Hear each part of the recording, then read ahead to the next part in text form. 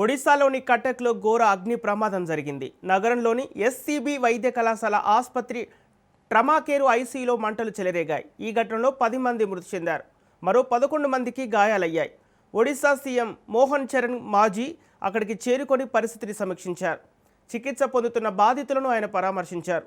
మృతుల కుటుంబాలకు 25 లక్షల చొప్పున పరిహారాన్ని సీఎం ప్రకటించారు. అగ్ని ప్రమాదంపై సమగ్ర విచారణకు ఆదేశించారు.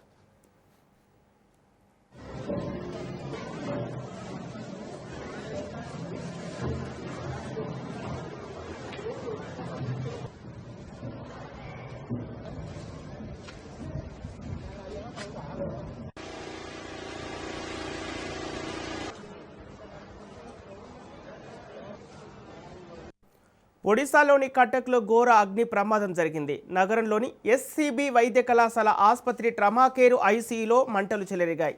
ఈ ఘటనలో 10 మంది మృతి చెందారు. మరో 11 మందికి గాయాలయ్యాయి. ఒడిశా సీఎం మోహన్ చరణ్ మాంజీ అక్కడికి చేరుకొని పరిస్థితిని సమీక్షించారు. చికిత్స పొందుతున్న బాధితులను ఆయన పరామర్శించారు. మృతుల కుటుంబాలకు 25 లక్షల చొప్పున పరిహారాన్ని సీఎం ప్రకటించారు. అగ్ని ప్రమాదంపై సమగ్ర విచారణకు ఆదేశించారు. ఇదే అంశానికి సంబంధించి పూర్తి డీటెయిల్స్ మా ప్రతినిధి సైదులు అందిస్తారు. సైదులు, ఒడిశాలో కటక్లో అగ్ని ప్రమాదానికి గల కారణాలేంటి?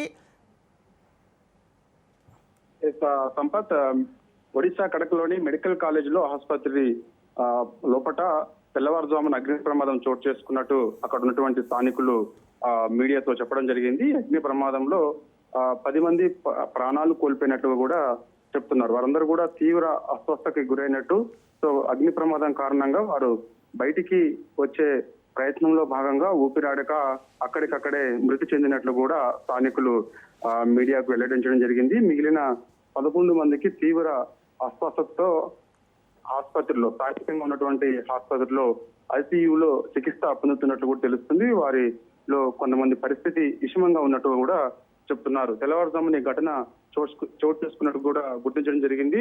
సో ఇక ఎస్సీబీ మెడికల్ కాలేజీలోని ఆసుపత్రిలో చోటు చేసుకున్నట్టుగా కూడా చెప్తున్నారు.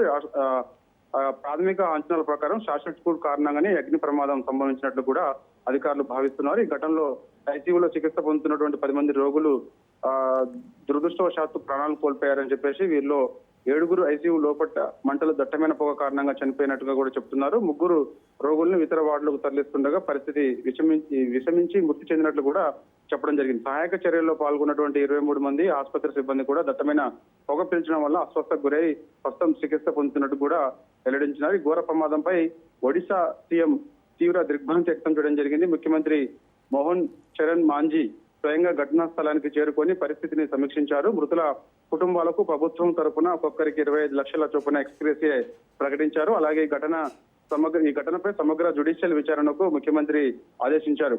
విధుల్లో నిర్లక్ష్యం వహించిన బాధ్యులపై కఠిన చర్యలు తీసుకుంటామని ఆయన స్పష్టం చేశారు. అగ్ని ప్రమాద యంత్రాలు సకాలంలో స్పందించి మంటలను అదుపు చేయడంలో భారీ ప్రమాదం తప్పిందని కూడా ఆయన చెప్పారు. కాబట్టి దీనికి గల కారణాలు ఏంటి అనేది కూడా స్థానికంగా ఉన్నటువంటి పోలీసులు కేసు నమోదు చేసి దర్యాప్తు చేస్తున్నారు. దర్యాప్తులో నిర్లక్ష్యం ఎవరిదైనా కనిపించి ఉంటే మాత్రం ఖచ్చితంగా వారిపైన కఠినమైన చర్యలు తీసుకుంటామని చెప్పేసి కూడా ముఖ్యమంత్రి మాంజీ చెప్పడం జరిగింది.